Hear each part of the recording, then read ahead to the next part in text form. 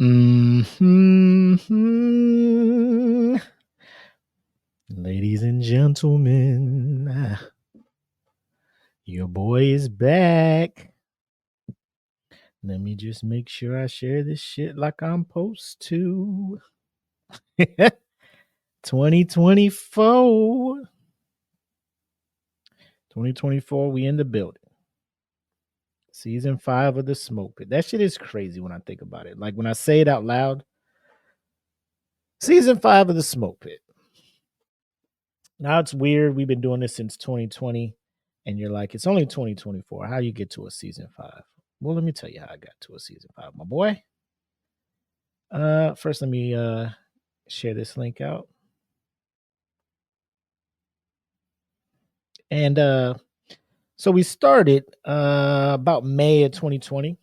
And then we all had a get together, the DFPN fam over in Dayton, October of that same year. So our first season was kind of from May to October. Then we started season 2. So from October, I think we tried it from like that October till the new year. Then we started a new season. So each season starts in the new year. So that's how we get 5 seasons in about 4 months or 4 years or something like that, and some change. As we start our season 5 premiere, you see it's a solo show, man. I'm rocking solo dolo. But it's all good. My man Black is traveling. He's going up to Vegas, handling some family biz. Wish him all the best. I know he wants to be here. Big show. First Friday, by the way, which is why we are not behind the Patreon paywall. We're out here with you guys.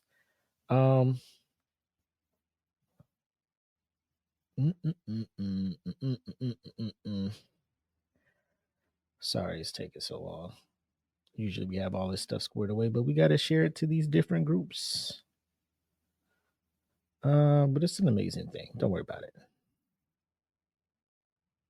But when the show starts, when the show starts, did I just share it on the fucking Jesus Christ? Get your life together, Willie. Share it to a group. It used to let me share to multiple groups at once, but it's being weird now. It's being weird. But it's all good, man. Share to a group. But we're going to have a good time tonight. Oh, here we go. Got it.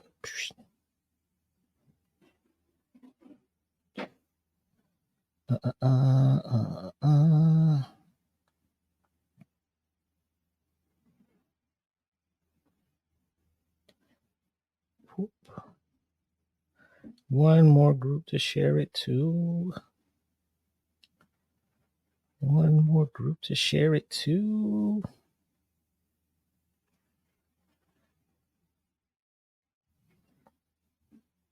Or did I? Oh, that's how I do it. Never mind. Never mind, never mind.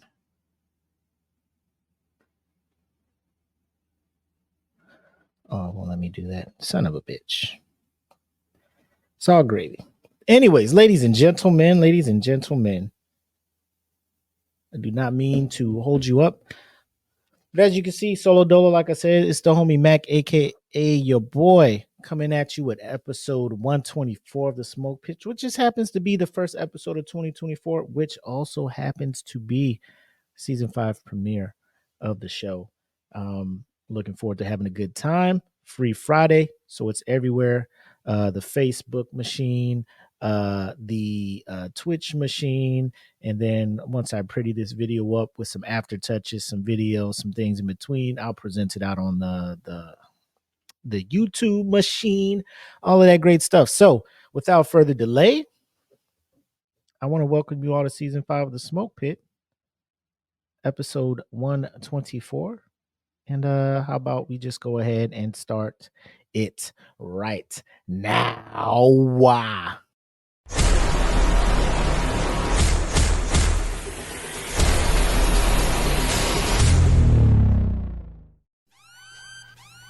Welcome to the Smoke Pit. It's Friday night, come and take a load off. Come sit in the smoke pit, it's time for us to show off. It's been a long week, come relaxing, get some laughs in, and let's talk about these brackets. And while we at it, tell me whose man's is this? Cause I got questions, I'm hoping you can answer it. Get ready, cause you know we gon' talk a lot of shit. It's Mac and Mac, welcome to the smoke pit. Yeah. Friday night. Mood is right. It is I, the homie Mac, aka your boy, coming solo, episode 124 of the Smoke Pit. Free first Friday. I keep saying free Friday. First Friday. And we're starting this thing where every first Friday of the month, we're going to bring the episode live to the Facebook, to the Twitch, and all that good stuff, not behind the Patreon paywall. So everybody else can kind of jump in. It's our give back to the community. They've done a lot for us. And we just want to make sure, get back to our roots where we just started going live on the public platform for everybody, and everybody was able to jump in and enjoy it. So we wanted to bring that back for everybody. Here we are, homie Taylor Stith in the building. What up, girl? One half of the Queens of Nerdum crew. Appreciate you jumping on, spending your Friday nights with the homies. But like we always do it this time, go ahead and have the shots. Now, this is the first shot of the year for the Smoke Pit. Might be for the network. I think this is the first episode we have done as the network. What up, Danielle? Since the new year. So I want to set us off on a good foot. On my DFPN brethren and sisters, this toast is for us. We already had our plan. We know what we're going to do this year. So let's go ahead and get after it. All the other Pitmasters watching, this is also to you. You know what it is, 2024. Make it your bitch. Here, here. Salud.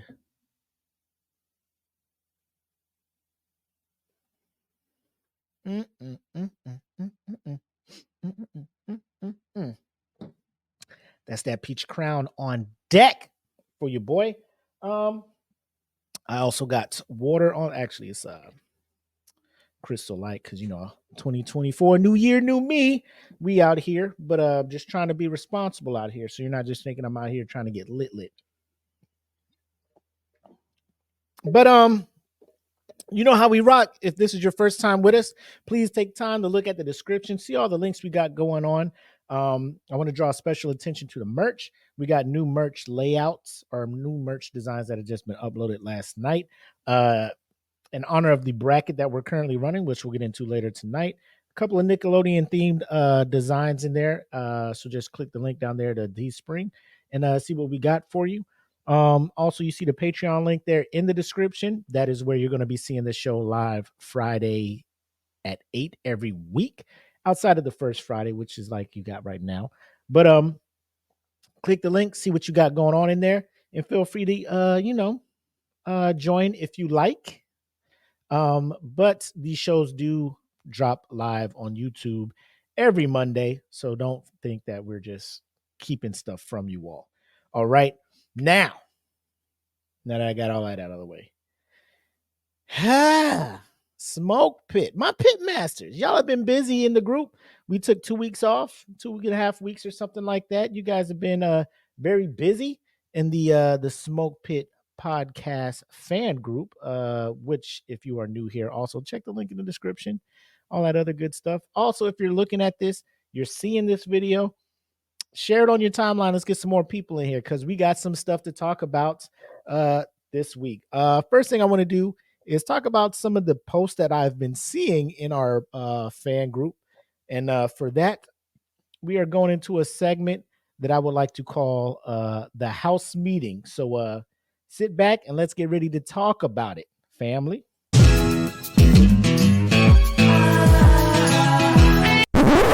I think we need to have a house meeting, y'all.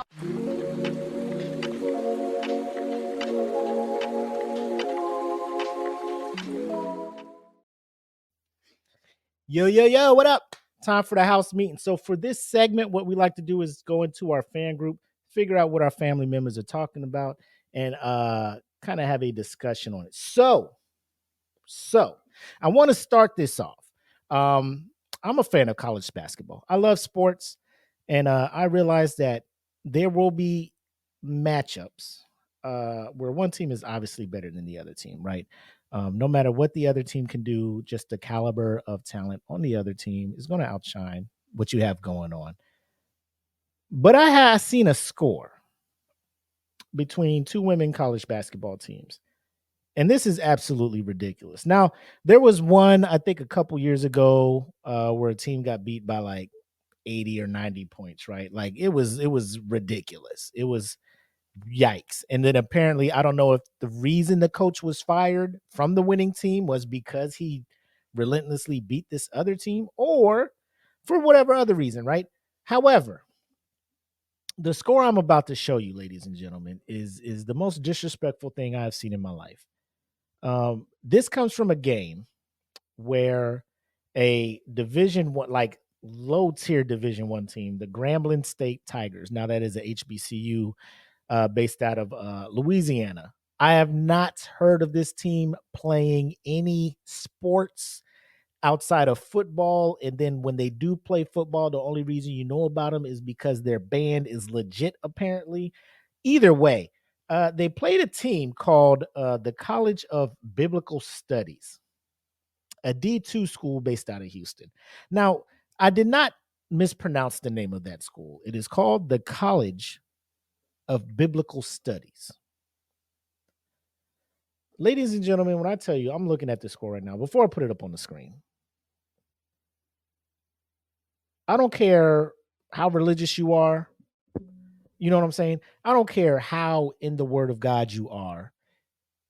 If you come together and be like, let's make a basketball team, and you get beat by a score like this, you have to sin. Like something has to register inside of you in order for this to even be considered cool or acceptable for you. Da da da da. Look at this score. College of Biblical Studies. What are we doing out here? Why even show up to the game? You know what? If for those who are listening, I'm sorry because you may just be listening. So the final score of this game was 159-18. Yes, that is rough. Says in the comments. Oh no, that's rough. That is very rough. It is a very rough game. In the picture, you can see a couple of the College of Biblical Studies. What is their mascot? I don't know. It looks like a albatross. The ambassadors. So their mascot is the ambassadors. However, looking at their logo, it looks like a seagull. They're probably trying to tell people it's an eagle. It looks like an albatross or some shit. This level of beatdown, I don't know how NCAA works, but there's nothing about this game where the other team can feel any kind of positive. There's no silver lining. There's no good takeaways. The only lesson learned to take away from this is that the contributing factor is y'all should not be on a team. Because I swear to God, when you look at the records, you're looking at Grambling being 6-5, right? And then you're looking at Biblical Studies. This is apparently their first game ever in the history of this school. Congratulations on them for getting a team together. I want to say that out loud. But goddamn, this should be the only game they play in their school history. It should be the only game these women come together with the singular goal of putting an orange spear through a hoop that is also orange, located approximately 10 feet above the ground. They should not be wanting to do this ever again in their life. I got people in the comments. College of Biblical Studies got hands so they can pray more. The College of Biblical, what the fuck happened? I'm just saying, like, all right, I don't want to get religious, but we're gonna tap dance on this shit a little bit. You know what I'm saying? We're gonna tap dance around this shit. You're out here with a school named after an activity that millions of Americans do on Sundays and Wednesdays and sometimes Fridays, depending on the church. You're letting the whole world know what it is that your school is about. You ain't over here getting no degree in, electrical engineering. You ain't over here getting no degree in cybersecurity, information technology. You ain't over here getting no medical degree. You ain't over here for no law school. You know what you came to this school to do was to study the Bible. And nobody was bothering you. Everybody was sitting back. You know what? Go ahead and study this Bible. We ain't got no problems with you. If you want a school where that's what you can focus on, you go ahead and do that. And they was out there living their life. Then one day, the dean or the athletic director or whoever at this school was just like, you know what we need? We need a basketball team. And then I don't know who it was at. Yeah, let's go ahead and go to the Bible study and ask some people to raise their hand, see if they want to play some basketball. Does anybody want to play basketball? They probably had 6 people raise their hand. I don't know. So they're like, okay, cool. In the middle of the already season that's going on. There's a season already going on, ladies and gentlemen. Because obviously Grambling is like they were 10 games in. They were sitting at 5-5. And then College of Biblical Studies came up and was like, hey, yo, Grambling, we just starting up. And we're deciding to select you for our first opponent. Now, if I was Grambling, College of you ain't got no future in this. They got stomped like they stomp on the devil. Yo, these comments, wow. They wanted a b-ball team to spread the word on how to catch hands and still say no to the devil. It is like, I would take it if I was Grambling. Disrespect. Like, you guys never played a game of college basketball in your life. I'm understand that Grambling. I understand that we as Grambling are not the powerhouse D1 school. But how dare you hit us up and be like, we want to try our first game against you. There is no fear in you guys to play us. Like, you didn't go and ask Baylor to play. You ain't asked the University of Houston to play. You ain't asked University of Texas to play. You ain't asked Texas Tech to play. You ain't asked Texas A&M to play. They all in your state. You came all the way over here to Los Angeles, Louisiana, and was like, hey, yo, Grambling, hey, let's run one real quick. Grambling was like, the mitigated goal for you guys to pop out of nowhere and try to play us in basketball. Now that's why you got the score you got, 18-159. Now, let me go back to my first point. College of Biblical Studies. You out here as an ambassador of God. Prosperity. Believe in him. Blessings will come. You will always win. In I guess the grand scheme of life. Obviously, you're not winning this game. But good things are supposed to come to those that study and follow the word of God. Amen. Now look at us. Now look at this. How is this a testimony? How is this an advertisement for the things of God? Who is looking at this and be like, all good things come to those who follow the word of God? This is the most astronomical, the most lopsided, the most absurd, the most, why did you waste 40 minutes of my goddamn time I've seen in my life?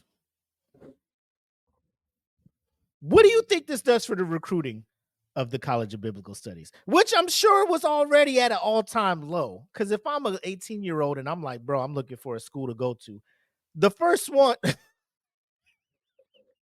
my brother, the book of Job. Bro, this Job ain't even got beat like this, bro. Job was taking some L's in his book. He ain't take no L's like this, my guy. Look at this. This is absurd, bro.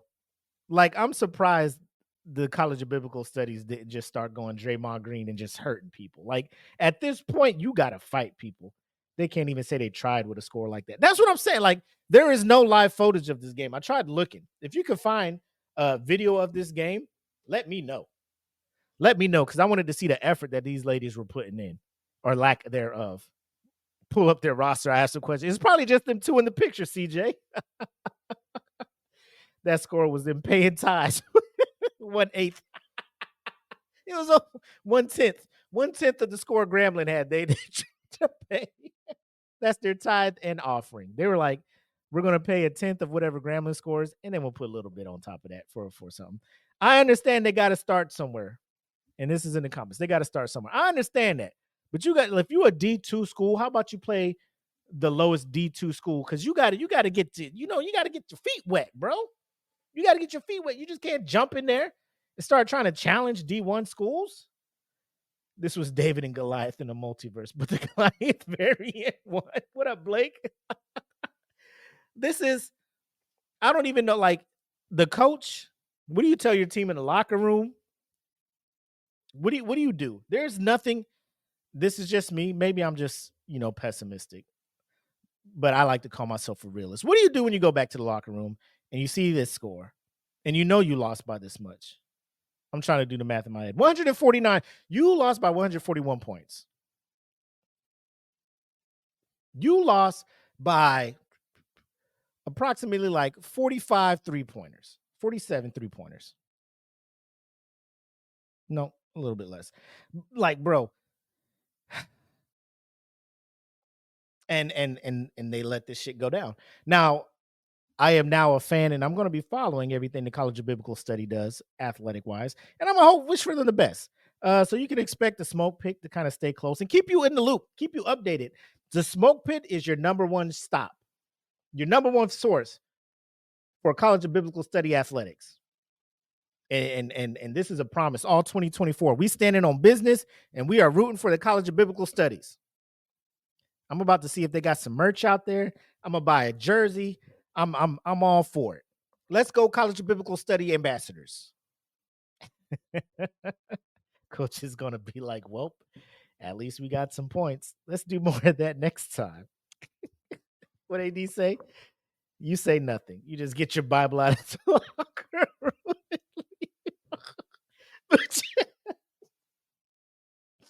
Bro, you just open the Bible and be like, Jesus wept. So do we. Get your things, ladies. Let's go. We here at the Smoke Pit. Yes, we are going to sit here and keep an eye on the College of Biblical Studies. And when they get their first win, we all going to celebrate with them. How about that?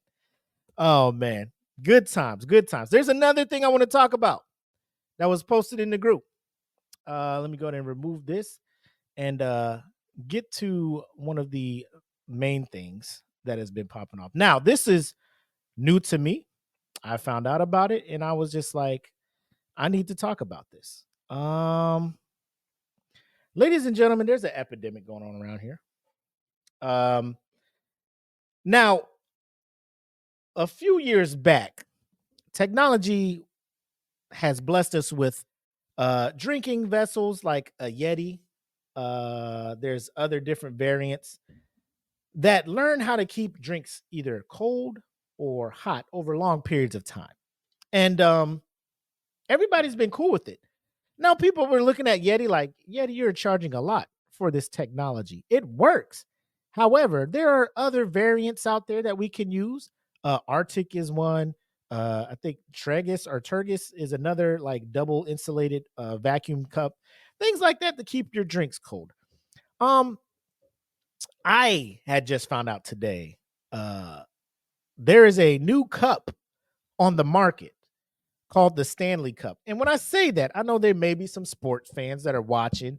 The championship in the National Hockey League is also called the Stanley Cup. But this is way less smaller, but probably the same price as the actual Stanley Cup in the NHL. I shall bring up a few of these pictures. Now, I have been informed that the prices you're about to see, ladies and gentlemen, let me just say this. Some of them are,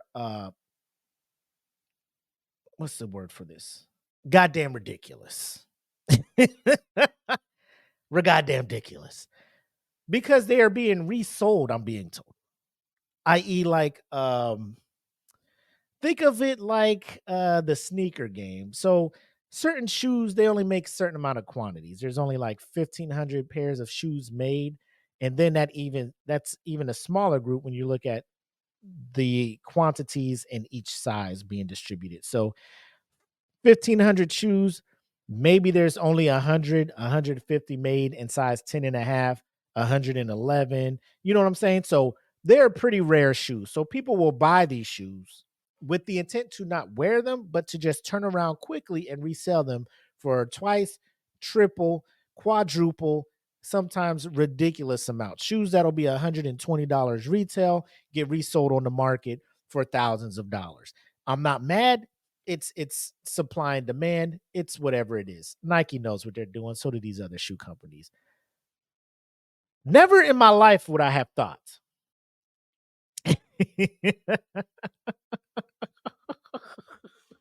Never in my life will I have thought.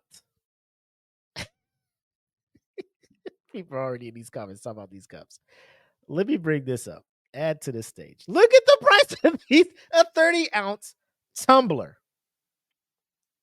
30-ounce tumbler is $700. The lowest ask, $700. 30 ounces. So this holds 30 ounces of liquid, $700. The cup next to it also holds 30 ounces of water. However, it is $84. So it must be something with the color of this cup that cost it to be $700. Now, granted, that's the lowest ask. That is the owner saying, this is what I'm willing to sell this cup for. Directly over here, the same color Stanley Cup that holds more water, 40 ounces, the person is only asking $180. And it holds 10 ounces more water. And people are just leaving. Like this person, I get it. This person is like, fuck, let me see what woman is out here willing to pay the price for this huge ass cup. Now, again, here's me with this Yeti thing. It holds about 20 ounces, right? 20 ounces. This cost me $30. And it keeps my shit cold. Like I could leave this here probably for 2 days, come back, this shit's still gonna be cold. $30. You know, I guess if I wanted 10 more ounces and a cool straw and for it to be a Camilla color, obviously I gotta pay $630 more, is what I'm being told by this picture. Ladies and gentlemen, I for one am not let me see what these comments say. Insecurity is at its finest. Look what I got. People are asking why, as they should. Next picture. So Stanley Cups, obviously it's on StockX. Now, if you're unfamiliar with StockX, it's an app where people will buy I guess valuable high-end market things and resell them. Like you can buy Versace stuff on there, Supreme stuff. A lot of people resell Nikes. And the thing with StockX is you send it to them, they buy it from you, or you know, they sell it or whatever. You can put it up there for sale.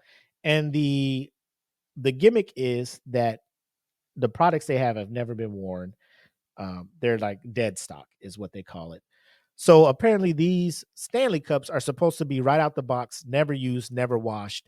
And that's why they're fucking this expensive. So you have one here that's $69, which apparently is wild because I'm told that the biggest size they got, the 40 ounces, are about like 40 or $50, right? So $69, the upsell, if it's out of stock, supply and demand, I get it. But now you got Starbucks getting in on that. So now you got these limited edition Starbucks ones. However, this is only $210, 40 ounces, holiday 2023. So, I mean, it's never going to be holiday 2023 again, right?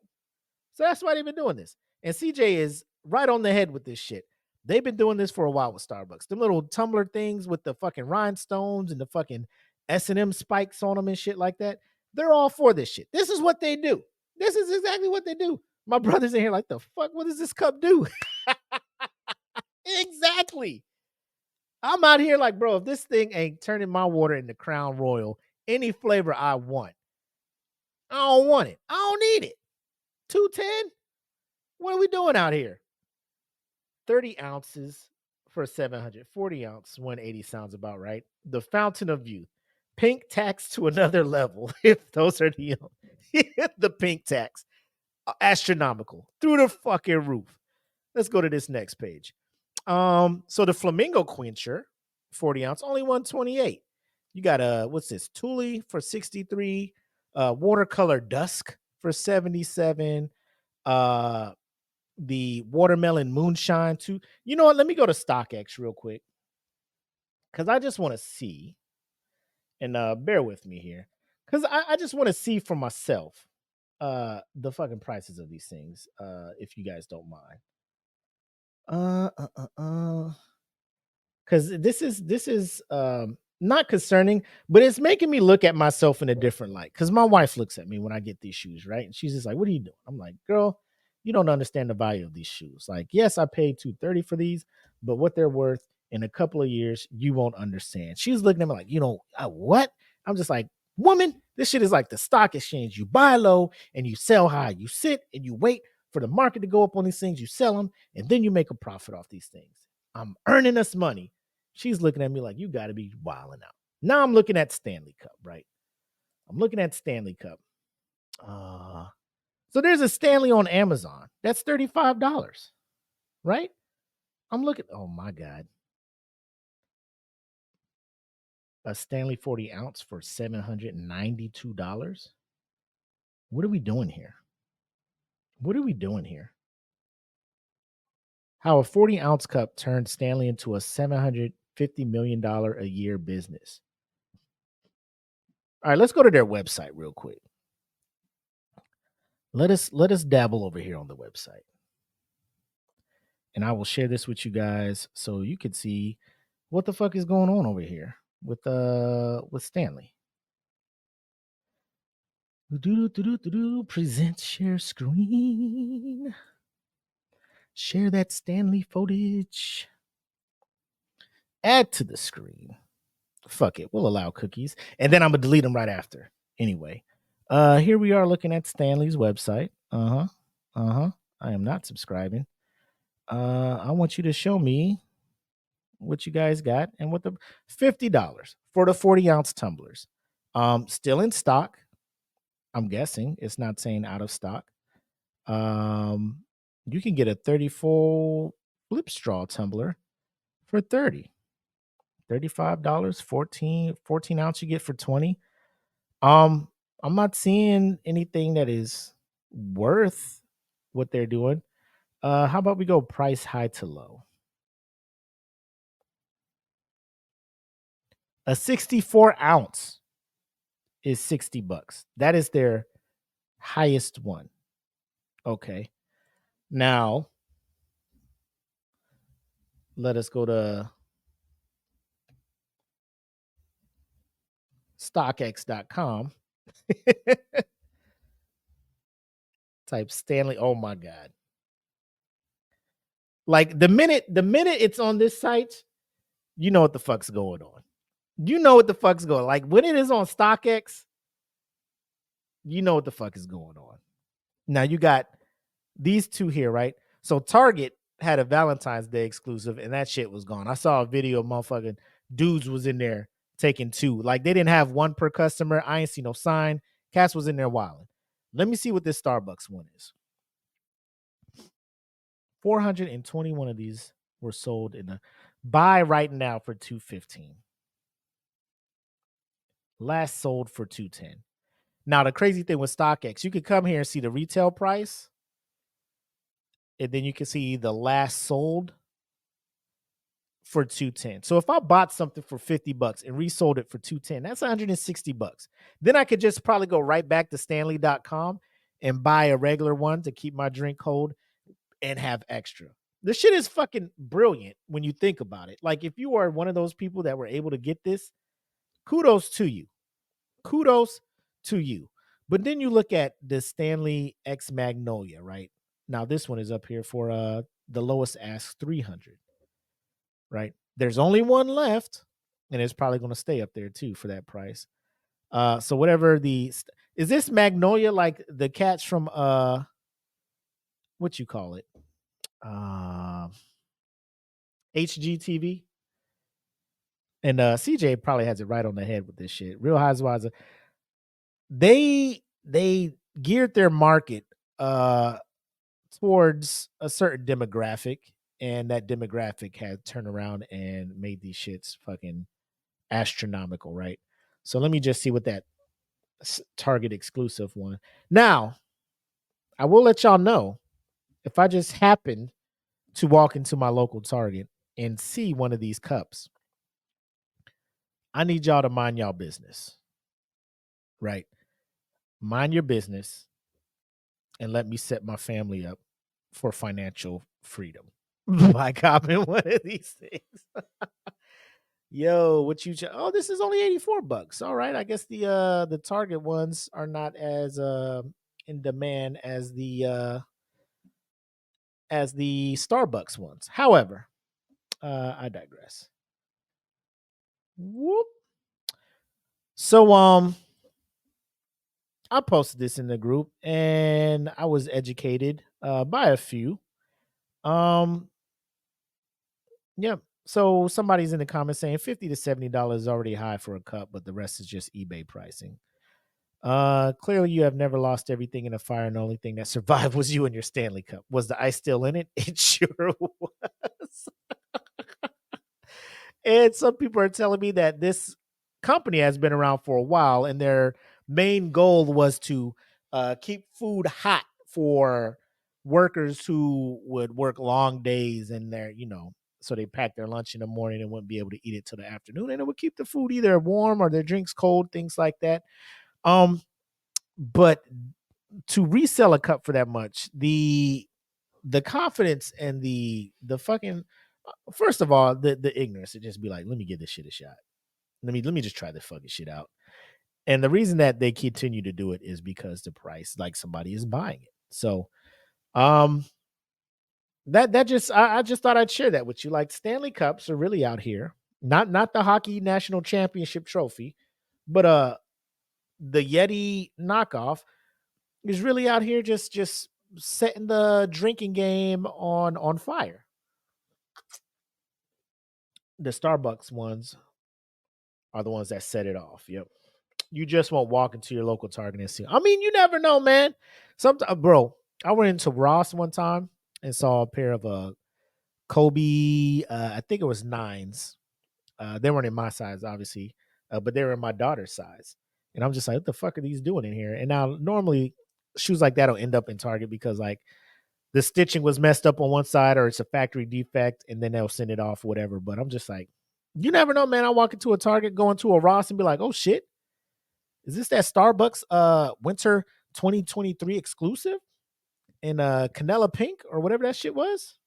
I just came up. We sound like we're a group that just minds their business.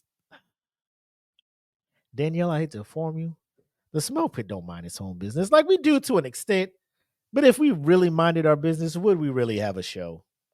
Would we really have a show? No, we would not. So that's why we here. That's why we here. What my man CJ say? Stanley is some dude with a belly as big as mine and more body hair. He got women across the world slurping him down every minute. Oh, goddamn. This is wild. However, ladies and gentlemen, let's get into why we are here. Now, we're going to get into the whose man's is this. And I'll just give you a preview like this. If you have not heard, there's a video, there's an interview that has acquired over 17 million views in 2 days over on YouTube. That interview is one with Uncle Shay Shay, Unc, or as the government calls him, Shannon Sharp, former Pro Bowl tight end in the NFL with both the Broncos and the Baltimore Ravens. He has a podcast called Club Shay Shay, where he has people come on and he has a talk with them. And it's usually a very laid back, informal, however you want to put that, conversation. And it's a good time because it's just two people chopping it up. He recently had comedian Katt Williams on his program. And Katt Williams was just like, in 2024, we are going to scorch earth with all kinds of confessions, if you will. So at first I was off, I'm just like, talk your shit, Katt, talk your shit, Katt. But then as the conversation went on, you had to start looking at Katt like, nobody's really good. Like, you may have had me in the first half. Like, I may have been believing you some things, but then the more you talked, the less credible you became. So For that, ladies and gentlemen, we are going into our first Whose Man's Is This in the year 2024. And let me just make sure I have the YouTube stuff ready to go. So when, let me get close out this Magnolia Stanley stuff because we over that. But yep, so I got it good to go. And apparently, no, we'll get into that once we start the segment. But ladies and gentlemen, let me introduce you guys or bring you into the 2024 version of Whose Man's Is This, featuring none other than Katt Williams. Hey, who man's is this? Oh, man's is this? Who man's is this? I need to know.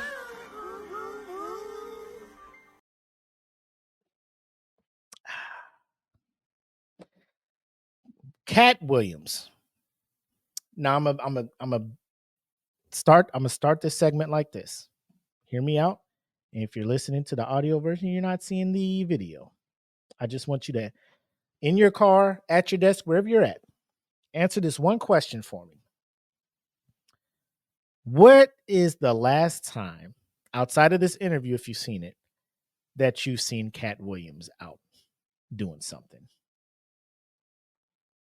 I'm just let that marinate. Just let that marinate. When is the last time you saw Katt Williams out here doing something? Is all I'm going to say. Now, let me just say this. Just because he's not out in front of everybody on a TV, in a movie, doing whatever, that does not mean he's not out here being successful in life. My brothers in the comments say I'm a Katt Williams fan. He's funny. But there are times I feel like he's trying too hard. But Katt is trying to stay in the light. He's mad. I understand why he's mad, but step your game up. AD says he was getting his ass beat by that kid in the biblical. Now, if he went to biblical college, he probably would have caught a win. But he got his ass beat by that teenager. Netflix, I think. So for me, I think he kind of fell out of a lot. Like when Katt stepped out, first time I was aware of him was Friday. Was it Friday After Next? I believe so. And he was playing Money Mike, and he did that was a funny character, right? That whole movie is funny, but it's not like rewatchable. Like after a while, the character kind of plays itself off because he kind of ran that character into the ground. That's just my opinion. Other people may like him. He had a couple of stand-ups, The Pimp Chronicles, hilarious, right? Probably one of the funniest stand-ups I've seen.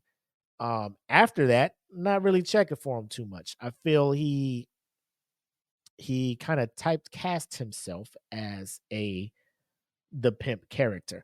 I know throughout this interview, if you haven't watched it, he talks about he's done 12-hour-long stand-ups. I know myself, I have watched 2 of them, and they were both great.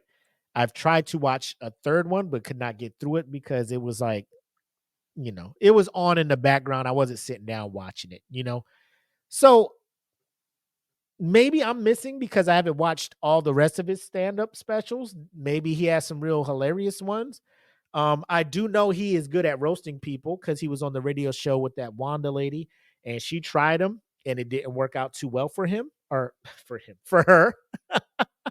And she got put in her place. But real quick, I don't want to get into it because what I want to do is really focus my Patreon only podcast for DFPN, Make It Make Sense, on the full interview, right? I'm gonna have timestamps. We're gonna talk about it, all of this other stuff. What I want to do is go into the part where he starts losing credibility. Now, in this 2-hour and 45-minute interview, at the 30-minute mark, Shannon Sharpe starts asking him about his personal life and growing up. And this is where, see, when you got to switch the screens, I'm just like, I'm looking over here because usually this is where I have my internet up at. And then here's where the StreamYard is at, right? So it makes it look like I'm looking at you. But now that shit is switched because I got to fucking do all this shit, right? It's fucking with me. But y'all know what I'm doing, right? Y'all feel me. Either way, Katt starts talking about himself and saying things that automatically make you know you're lying. Now, when you're looking at him, you're just like, is this a bit? Is this a skit? Is this a skit? Is he doing this for laughs? But his face is so serious. And Shannon Sharp, he's stuck. He like, do I laugh? Because he know Katt is lying, bro. Can we start off with how long a one-on-one interview? 2 hours and 45. It is long, but like Shannon is trying to ask questions. Katt hijacked this whole thing. Katt hijacked this whole interview, you know. But I'm gonna go ahead and bring this up, and I'll say this: I have a couple of hats in here, as the young people say, caps. So I will say, when I sense that he is capping, I will toss another hat on my head. I'm already wearing one, so the first lie is on the house. But as he continues his story, we'll just see. And if you see me put on a hat and you think it's unjust, like I shouldn't have a hat, like you believe that this is a truth, I'll take the hat off. I'll listen to the comments. You know what I'm saying? Keith already in here with the shit. But let me go ahead and bring this up, and then we'll get into the proceedings.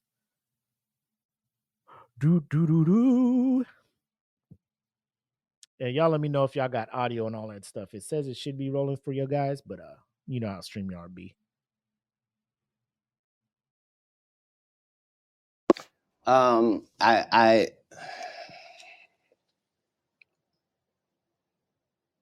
was often confused because I knew things and I wasn't sure how I knew them. I knew things that I felt like I don't have a reason that I know this, but I love to read. I was voracious because they told me when I was young that knowledge was powerful. That knowledge was power, and I had studied powerful people, and I really believe that. I immediately, my next project was to read the whole encyclopedia set. So when you're like 6, 7 years old, you read the whole encyclopedia set, you think you're one of the smartest people in the world, right, only to get out in the world and find out you don't know anything, you know? So it was a confusing time, but yeah, I had a childhood. I was grown, but I at 5 years old, I was in front of 10,000 people giving a performance with a full suit and tie on. You know what I mean? So yeah. It came full circle for my life. I knew that the applause and the giving of information and laughs and truth to people somehow benefited them and also benefited you. And yeah, so when they would ask me what I wanted to be, everything that I would say that I wanted to be was something that didn't exist. And they would never give me credit for it because I needed to say a doctor or a lawyer, but that's not what I wanted to be. So your parents weren't as supportive as you would have hoped because you were wanting to be things when you got older that they had no knowledge of, or it didn't exist at the time? No, it wasn't that. It was... I'm saying I'm almost 100 years old right now, but if we go outside right now, I can run a 4.340 or sub. I can do a 4.16 if I'm there's Jimmy John's across the street. We can order a sub. But you've been on the submarine. That what you sub? So back then it was even greater. So you got this guy that all the coaches want to play. Man, Katt, don't do that. Hold on, because I'm 5'5" in the 5th grade. I've been this size my whole life. Like there was a portion of school where I was one of the big dudes. Like as soon as everybody caught their growth spurt, I was out of there. But I'm saying I was a competitive individual. My father was an athlete. I can see that. Like, no, I've been 145 pounds my whole career. That's why I never bothered when they said, your Katt's on drugs. I knew, how you gonna prove that? My body is a temple. I've been the same size since I was 10. Like, what do you? Yeah, like I haven't changed off this pivot foot. This has always been who I was before stand up or anything. But it was an interesting childhood. I appreciate my parents, even though I couldn't live within the religious frameworks of what they had set up. But that was more not wanting to live a double life and not want to embarrass my family. You know what I mean? Because I read where a form of punishment for you is that they would take books because you mentioned you were such a voracious reader. And a form of punishment was when they would take the books for them because you could read fluently. You told me how at like 3 or 4 years old, you could read, not just a little child's book, but you could read. Well, I'm saying when we go to Haiti to do missionary work, understand that my mother and my father, nobody that's there with us speaks French. And it speaks Creole and reads French. So I'm in charge of everything, from the housing to the cars to the gardener. Like I'm saying, so I'm not just reading, I'm reading in multiple languages. Like how old are you? I'm probably reading 3,000 books a year. From the time that I'm 8 years old to the time that I'm 12. All right, as I put another hat on, I want you guys to consider what this man just said. He reads 3,000 books a year.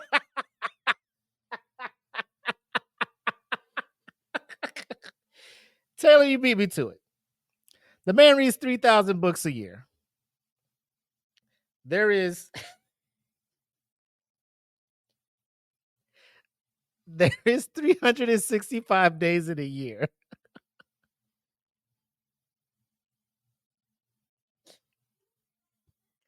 Do the math. Do the math.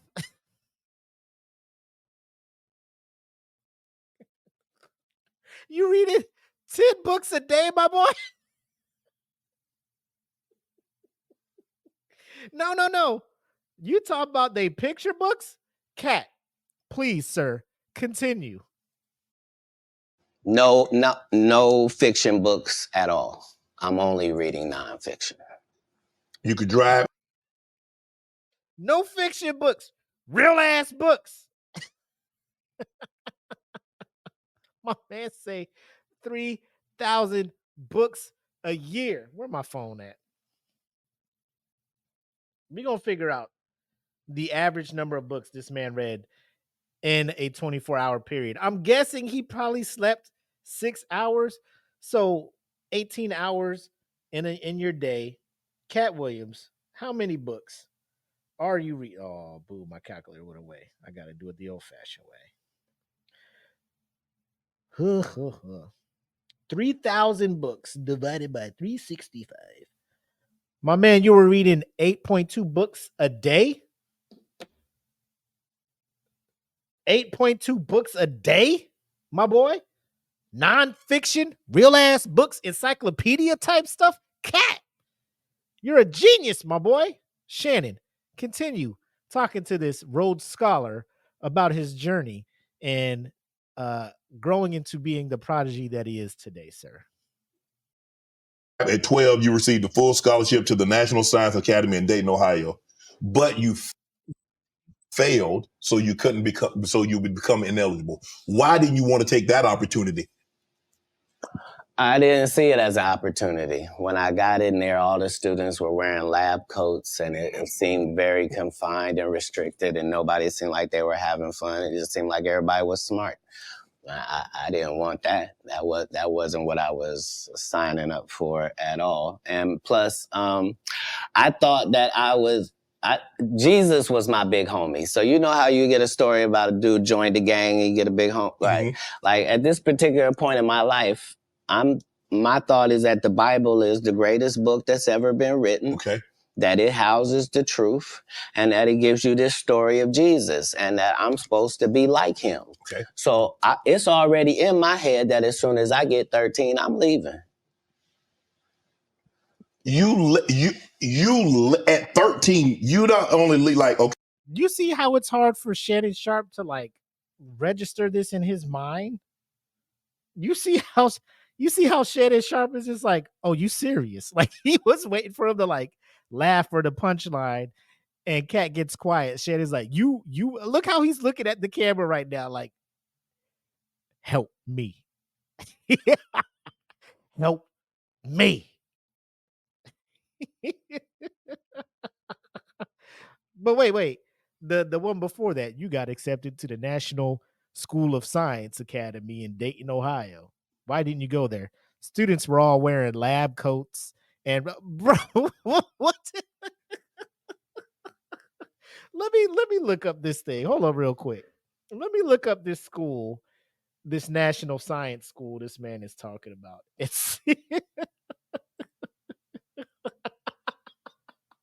when he said the name of it, it sounded so fucking artificial. Like You could drive at 12. You received a full scholarship to the National Science Academy in Dayton, Ohio. National Science Academy. Let me look this shit up. 12 seconds later. Now, hear me out, ladies and gentlemen. What would you say if I told you that there is no National Science Academy in Dayton? There is a Horizon Science Academy, a tuition-free public charter school, and that's the only one down there. Now, let me see if the kids here are wearing lab coats. They are absolutely not wearing lab coats all over the place. I feel like I didn't have to fact check that, but I did it anyway to prove a point. You know what I'm saying? And I'm running out of caps here, but there's another part that I want you guys to hear. I think it's way later. You at 13, you not only like, okay, mom, I'm moving out. You moved from Ohio to Florida on your own. You weren't afraid. I mean, you like, did you? Hold on. Did you not have? What were you going? So what were you going to do when you got to Florida? Don't say I wasn't afraid. There's no such thing as a human being of not being afraid. Okay. There are certain human beings that understand that being afraid in no way stops you from doing what you got to do. Okay. So I was afraid, but I couldn't be that afraid because I knew what had happened with Jesus. I knew how it worked out. I knew that I wasn't in the wrong with how I was feeling, and I knew that I didn't have any bad intentions in it. Right. So I trusted God that it would work out. Why Florida?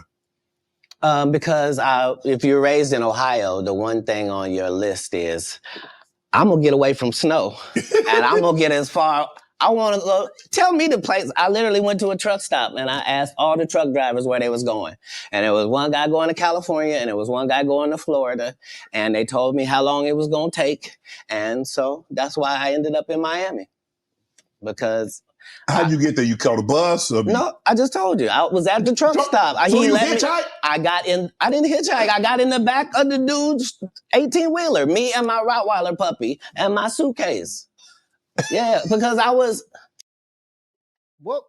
I ran out of all my caps, ladies and gentlemen. So that concludes our cap or not portion. I don't even know what to say. Here's my thing. He's take all these damn hats off, man. Head heavy as fuck, man. Is this how I feel when people put weave in their shit? God damn. God damn. Shit.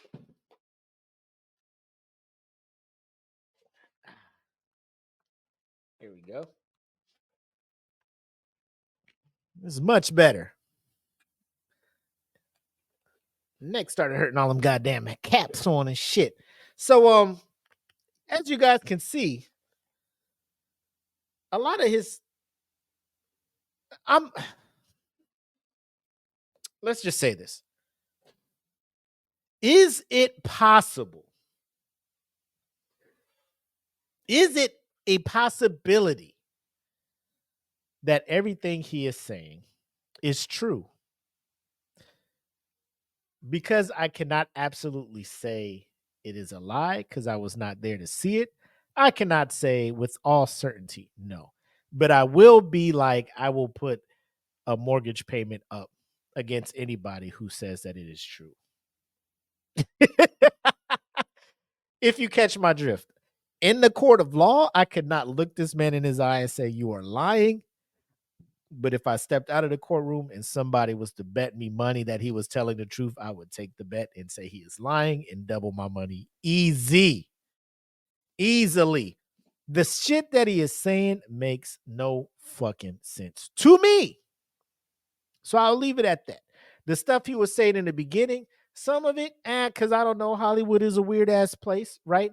I'm sitting here there's one part where he's like, I hated Ricky Smiley so much. I put in my contract moving forward, I won't be in a movie with him unless he's in a dress.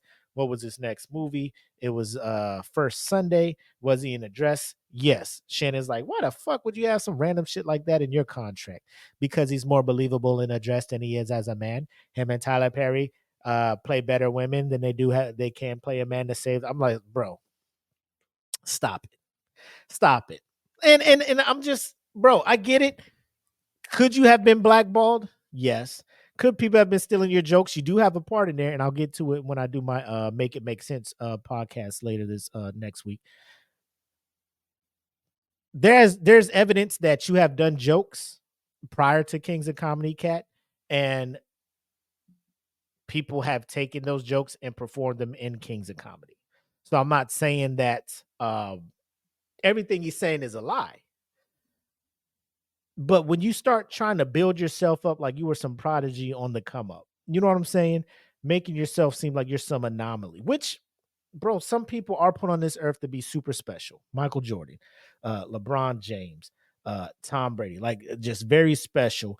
You can even say in the realm of probably a Bernie Mac, who was a hilarious stand-up comedian and was kind of finding his way in Hollywood, being able to be accepted into wider Hollywood to the point where, you know, Matt Damon and George Clooney are willing to pick him up and put him into Ocean's 11 and things like that, you know, roles that you weren't getting.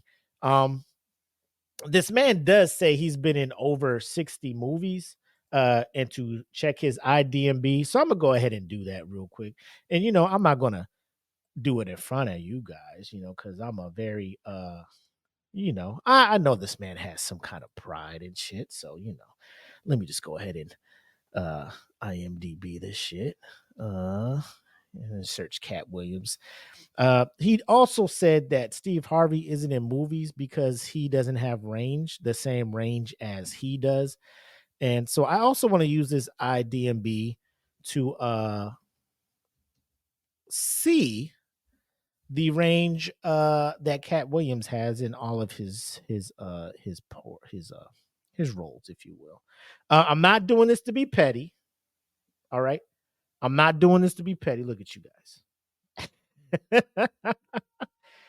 Oh my God. Where are we at here? I want to see what you were known for as an actor. Not a writer or a producer. Just let me see what you were acting in. So he was in Atlanta for 2 episodes. So if he's claiming that's a thing, and he played a homeless person, he called it a helpless vagabond. He was in For the Love of Money, which is rated 4.3. He played a character called Pastor G. He was in The House Next Door, Meet the Blacks in 2021 as Dr. Mamuwalde. 4.0. He was in 2 Minutes of Fame in 2020, which was rated a 5.4. He was in 1 episode of The Last OG. He was in a movie called Jack Boys. He was in Blackish for 1 episode. Father Figures as a hitchhiker. American Bad Boy as a character called The Bruce, rated 3.8. School Dance as Darren, which was rated 4.6. Scary Movie 5 as Blaine, 3.5. The Obama Effect, he played Martin Luther King in 2012, which is rated 1.9. He was in a I'm a Wild Boy music video with Machine Gun Kelly and Waka Flocka. He was in Cats and Dogs. He voiced Seamus, which I think is the villain in that one. He was, bro. What range? What? How dare he? Now, let me not downplay him. Maybe acting. Oh, he was also in Norbit, Friday After Next, epic movie, which is a 2.4, by the way. Friday After Next is a 5.8, but we all know it's a hood classic, right? He won one primetime Emmy. Let me see his wins here. He won an Emmy. Oh, as an outstanding guest actor in a comedy series in Atlanta. Wow, good for him. He won a Teen Choice Award back in 2007 as a choice comedian. And all his other awards were for his role as Willie in Atlanta. So congrats. Good for him. Again, I don't want to get too into it because, like I said, I'm gonna do it for my Make It Make Sense show. But y'all let me know. And then I put a post, we put a post up in the fan group as far as, do you feel that Katt Williams is a comedy great? Because he keeps talking about these other comedians lying in order to put their names up there with the greats. Obviously, I ain't mad at it. You know, if you got that confidence, you feel your swag, you feel like you're that guy. You know, talk about yourself, talk your shit, you up there. But I went with the fans and I was just asking, do you guys feel like he's one of the greats? The majority of people say yes. It's not like an overwhelming majority. But my thing is this. I feel like I can't consider him as the greats, one of the greats, and it's hard for me to put anybody in the quote unquote greats category if they are still alive, if you're not continuing to do stand-up. So when you say kings of comedy, I would say probably DL would be considered one of the greats because he's still out touring, doing comedy clubs and stuff. I believe Bernie Mac probably would not have been doing stand-up. He'd probably be more in movies. He was a fantastic comic. God rest his soul. His Def Comedy Jam and his set on Kings of Comedy are legendary. However, I cannot say he is one of the greats. And I know it's hard for people to hear because, you know, when somebody passes, you automatically want to level them up into that category. But no disrespect to Bernie. Was he the funniest of the four? By far. Which one do I feel probably could have had a longer and more profitable run as a stand-up? Bernie, way more than DL, but DL is still out here. Patrice O'Neal, I feel like Patrice O'Neal could have been up there. He was trending that way. He was still doing stand-up and kind of he was on The Office, you know, so Hollywood was accepting him a little bit, but he passed away. So I feel like as he was still doing stand-up, he was trending in the upward direction and he passed. He could have been one of the greats.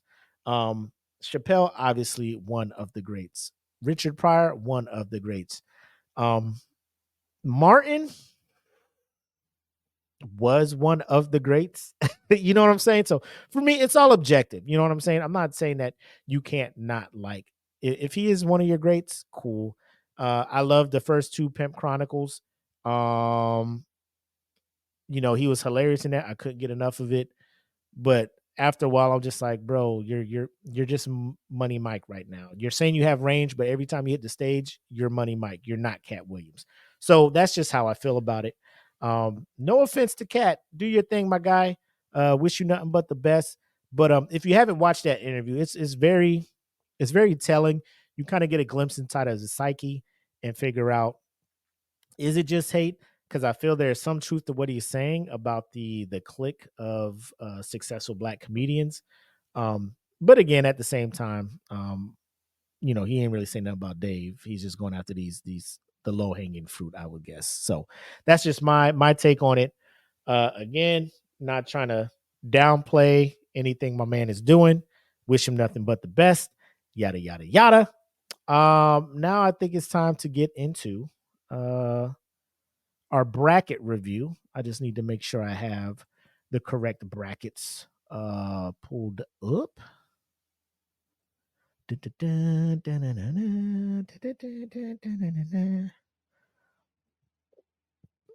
And let me tell you, I'm sure you guys know what the bracket is by now. This playing bracket, this playing round, I'm not really too worried about it. But this round, this is when feelings are going to come involved, and I will start judging people hella hard based on what the fuck it is you choose. Now, without further ado, it is time for the Smoke Pit bracket review or bracket update. So let's get into it.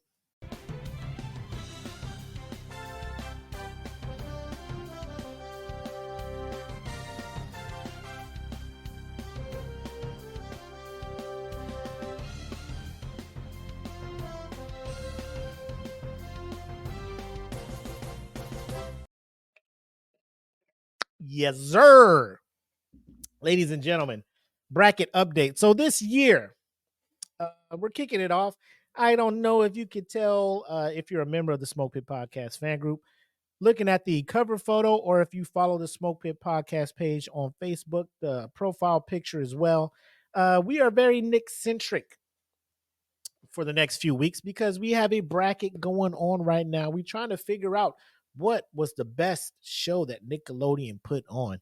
Now, we went as far back as like the 80s with the Nick Jr. shows. We talk about Pinwheel. We talk about Eureka's Castle. And we're all the way as forward up now as the SpongeBob, the Rise of the Teenage Mutant Ninja Turtles. We talk about Nick Jr. shows with Dora. We talking about the Thundermans, these new sitcoms they got going on. So it's a wide range of shows because we have a wide range of ages that are part of the Pitmaster family over in the fan group. So first of all, thank you guys for doing that.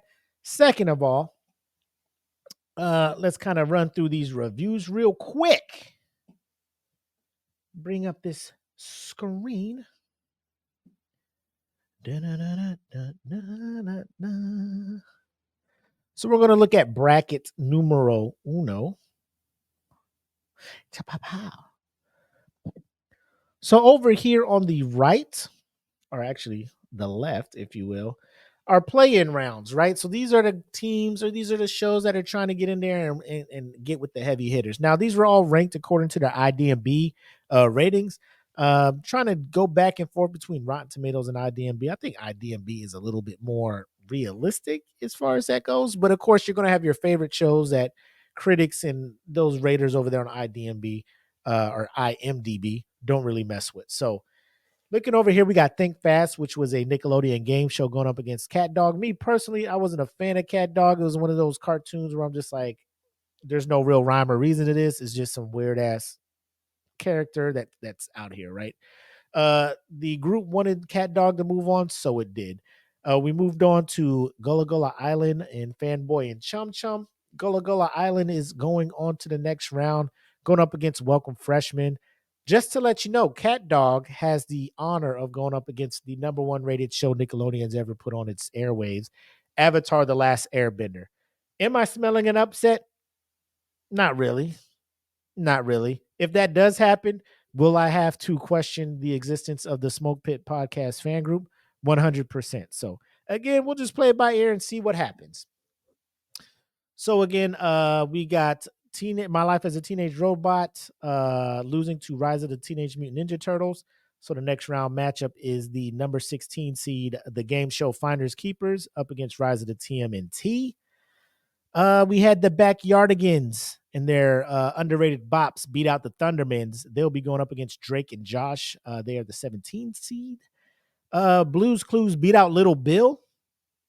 I saw some people vote for Little Bill, even though they knew what Big Bill did. That's cool. But as a kid, you didn't know at the time. So, you let it ride. You let it ride. So that'll be going up again. Blues Clues will be going up against the number 8 seed, Are You Afraid of the Dark? So be prepared for that.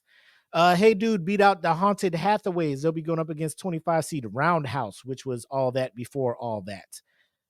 Zoe 101 beat out the Brothers Garcia. They'll be going up against the 9 seed Legends of the Hidden Temple. And the temple guards that would scare the shit out of kids when they be running through. That was the best part of Legends of the Hidden Temple. It's like, you're just like, oh man, she about to get shook. She only got half pinned to life too. She about to be out of there. Anyway, we had Ni Hao Kai Lan beat out Tina Tana? I don't know. I thought it was Tania, but I re-looked and the spelling is the right way. Taina. Anyway, it lost, so who cares, right? Ni Hao Kailan is going up against Nickelodeon Guts, and Nickelodeon Guts is one of my favorite shows that Nickelodeon ever did in its life. Moving on, we got All Grown Up, the Rugrats spinoff, going up against a variety show called Wienerville, hosted by a dude named Andrew Weiner. Thank God that show did not continue or move on. So now All Grown Up is going up against Penguins of Madagascar, which is the number 21 seed. The Loud House beat Team Umizoomi and is going up the number 12 seed, TMNT, from the 2012 version, which was a very well done storytelling of the TMNT. Kind of followed the comics to an extent, but not too much because it is a Nickelodeon show and the comics are kind of dark. So, however, I did enjoy that series. The Angry Beavers beat out School of Rock, and they'll be going up against the 28 seed Rugrats. Yes, that is right. Rugrats was the 28th highest rated show in Nickelodeon history. I know you guys don't believe it because it ran for so long, but it is what it is. All right, Carly obviously beat out Big Time Rush, and they'll be going up against the number 5 seed Salute Your Shorts, which is a crowd favorite. I'll say a cult favorite because I don't know if everybody fucked with it like I did. But I know in the circles that I roll in, Salute Your Shorts is very, very appreciated. Tough Puppy beat Harvey Beaks. I know none of these fucking shows, but it is going up against Ren and Stimpy show, which, unpopular opinion, I didn't really fuck with. It was a show that I tried to watch. It was going for that gross out humor, and I'm just like, bro, you're following up fucking Doug and Rugrats with this shit. I'm over it. Because believe it or not, I was not a fan of like Beavis and Butthead either. It's weird. Like, I felt like my sense of humor was like very mature for my age, but then I'm sitting here watching fucking Doug and Rugrats just having a fucking ball. Anyway, Victorious beat out Mr. Meaty. It'll be going up against the 13 seed Get the Picture. Real Monsters beat out Dora the Explorer. They'll be going up against Ned's Declassified School Guide for Survival or Survival School Guide. And Ned beat out Breadwinners. Now, if you're not aware, Ned's Declassified, the cast of that show have a podcast, and they had a podcast where they was talking about how wild they was behind the scenes. So, that is why I voted for Ned's. No big deal. And Allegra Castle beat out Cat Scratch to go up against the number 4 seed, The Adventures of Pete and Pete. So that is bracket number 1. Now let's get into bracket number 2, which is the bottom half of the bracket. And we will walk down that one. And then we'll be set up for round 2 of our voting, which will start tomorrow at noon. So we had Wild Thornberries beat out Chalk Zone. They'll be going up against show or seed number 2, Invader Zim, which was a great show. Ned's Declassified have been revealing some hidden truths. Yeah, bro, Ned's Declassified has been out there, Daniel.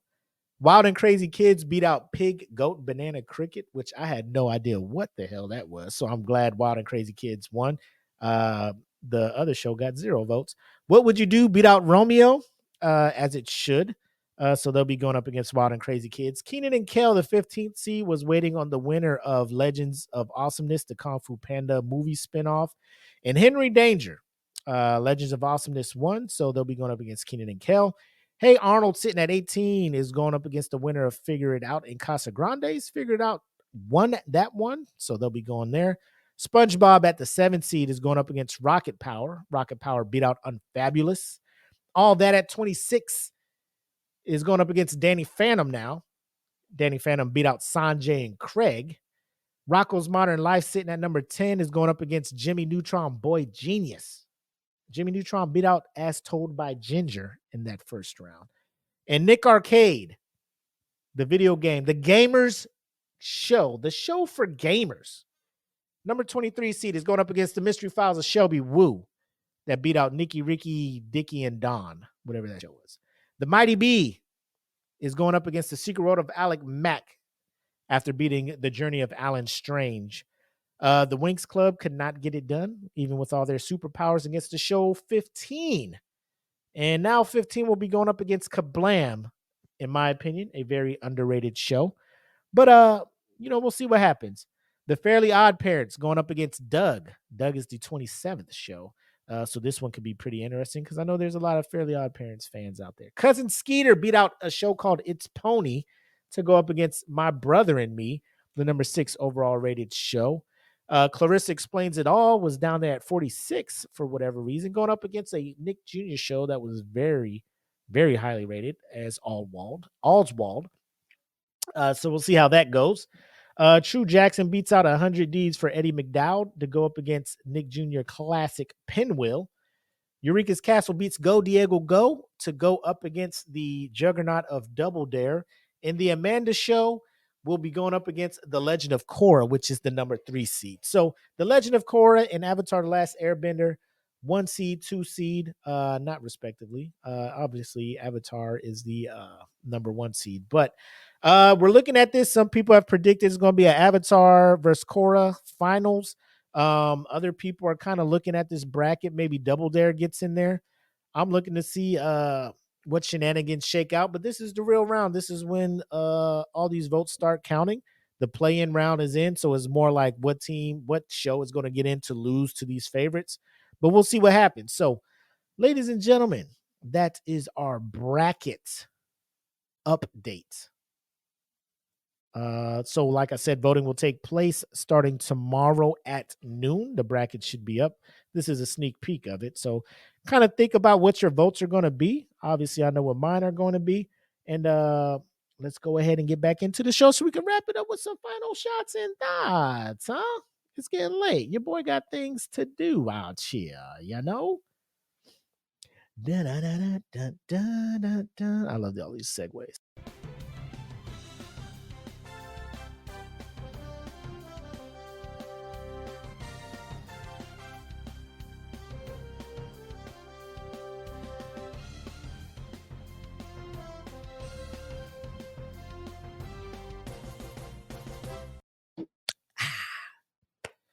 So, final shots and thoughts, ladies and gentlemen.